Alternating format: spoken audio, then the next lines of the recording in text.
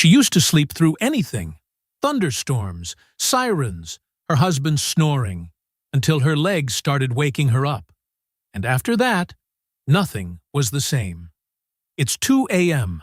The house is completely quiet. Everyone is asleep. But you're not. You're lying there, exhausted, and your legs won't cooperate. A crawling sensation. A restlessness you can't explain.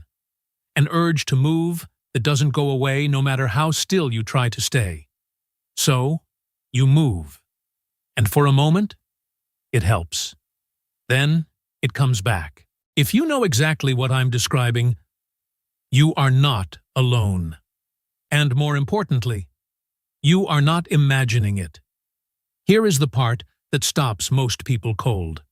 What you feel in your legs at night is not anxiety. It is not poor sleep hygiene. It is not something you can think your way out of. It is a neurological and circulatory event happening inside your legs while the rest of your body is trying to rest. And the longer it goes unaddressed, the worse the nights become.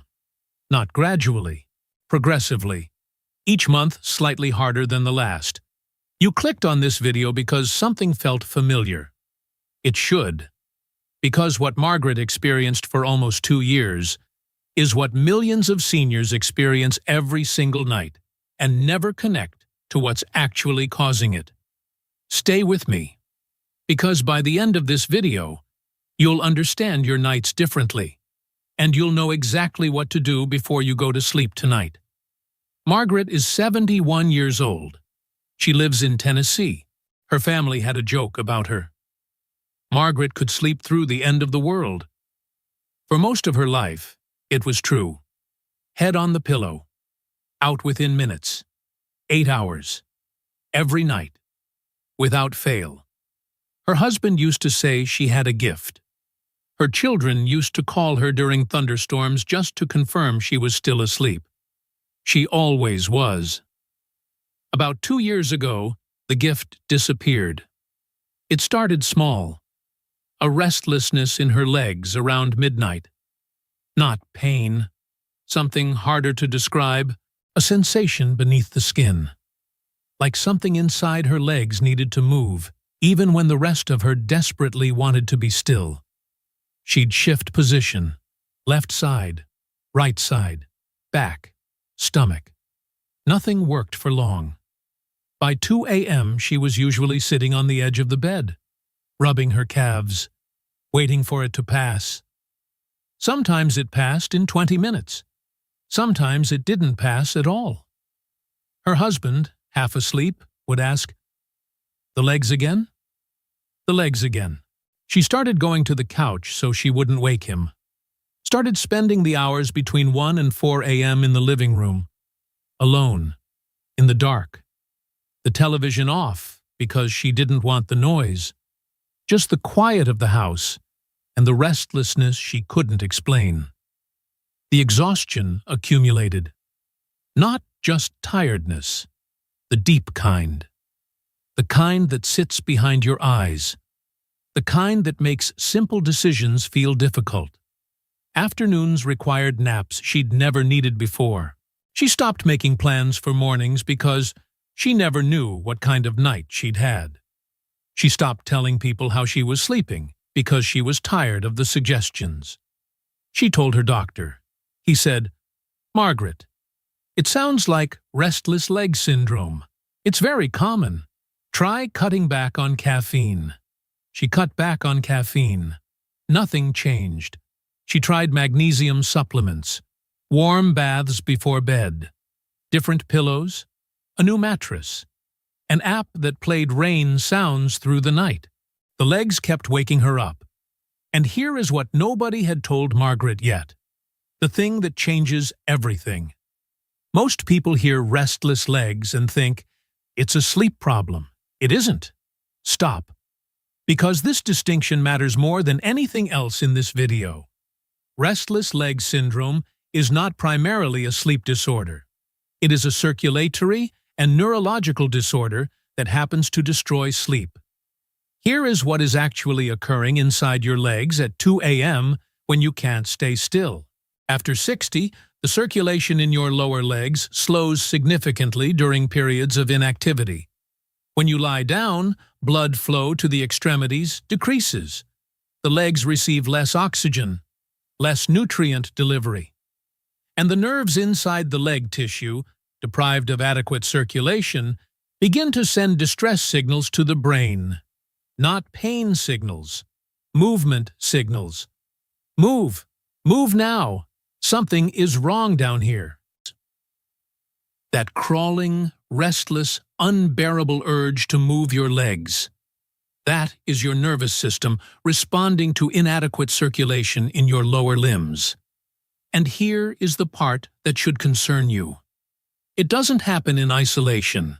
A 2021 study published in Neurology found that adults over 60 with restless leg syndrome had significantly higher rates of peripheral vascular disease than those without it, suggesting that compromised leg circulation is not just a consequence of RLS, but a primary driver of it. Read that again. The restlessness isn't just keeping you awake. It is your legs signaling a vascular condition that exists during the day, but only becomes impossible to ignore at night, when everything else goes quiet and the signal is all that's left. Margaret's legs weren't misbehaving at night. They were reporting. Every single night. For 2 years. And nobody had translated the report. Until now. It wasn't her doctor who connected the pieces. It was a conversation. At a church group on a Wednesday afternoon. A woman named Diane, 74, retired nurse, listened to Margaret describe her nights. The restlessness, the couch, the 2 a.m. silence. Diane asked one question. Margaret, during the day, do your legs ever feel heavy or cold? Or do you get that tingling when you've been sitting for a while? Margaret looked at her. All the time. But I thought that was just age, Diane said quietly. Margaret nodded. Diane said, it's not age, it's circulation. And what happens to your legs at night is connected to what's been happening to them all day. The night is just when you finally have to listen. Margaret made an appointment with a vascular specialist the following week. The results were clear. Early-stage venous insufficiency. Reduced peripheral circulation in both lower legs. The valves in her leg veins weakening.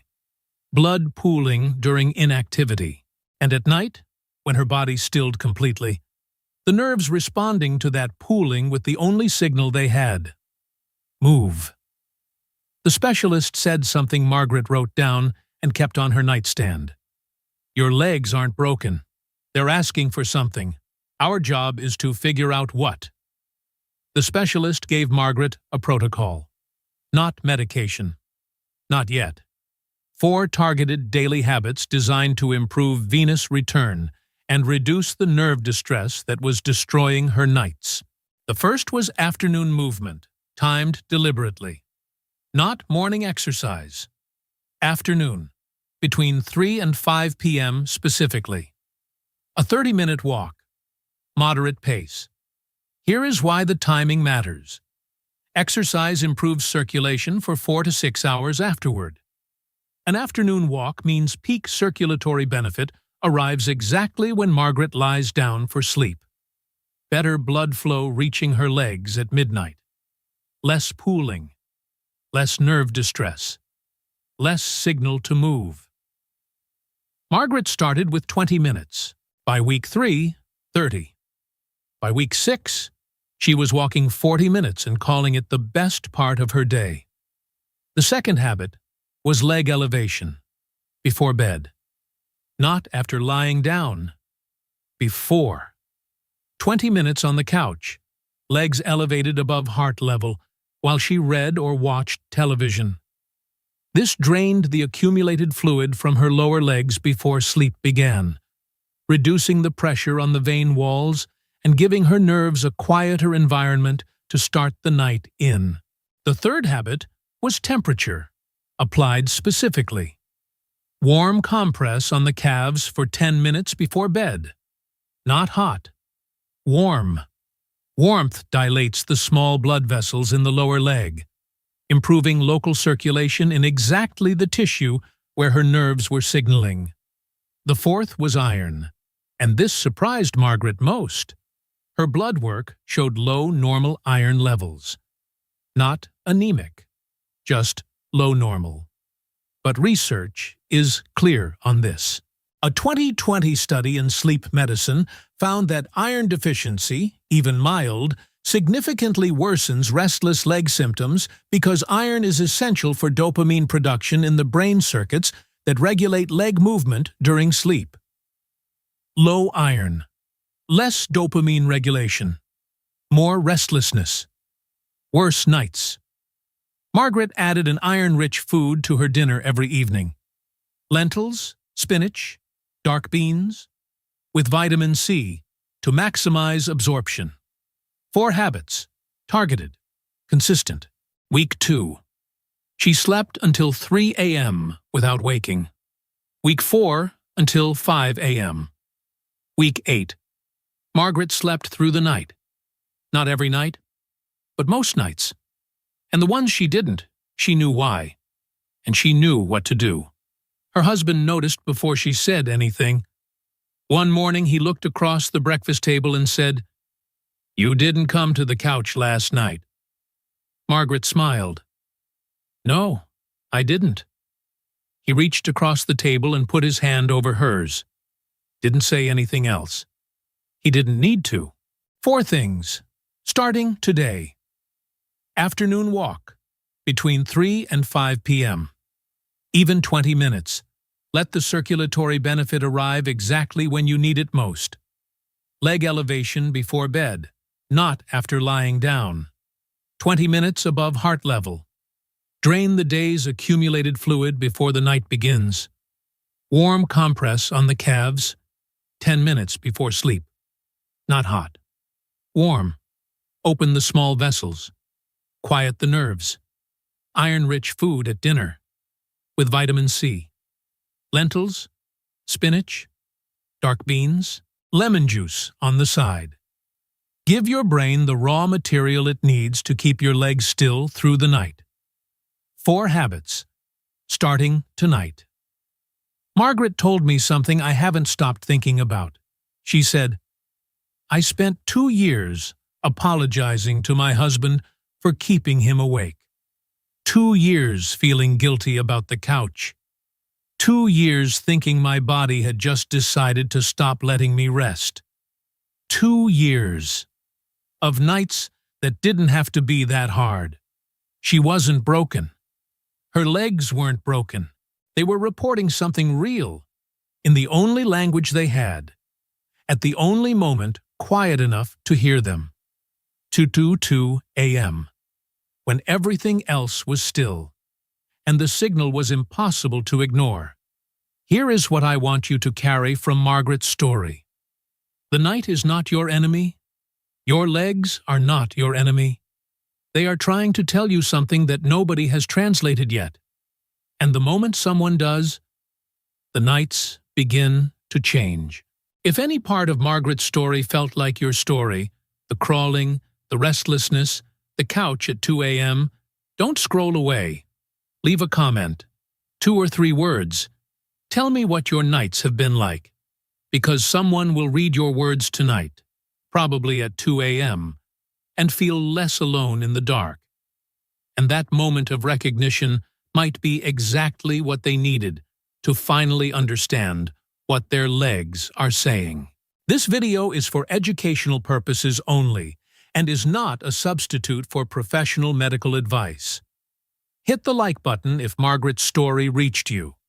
Subscribe to Strong Legs, Independent Life, every Tuesday and Saturday at 11 a.m. Because your legs have been talking, even in the middle of the night, especially in the middle of the night. Keep smiling, keep moving, and never forget, you've got this.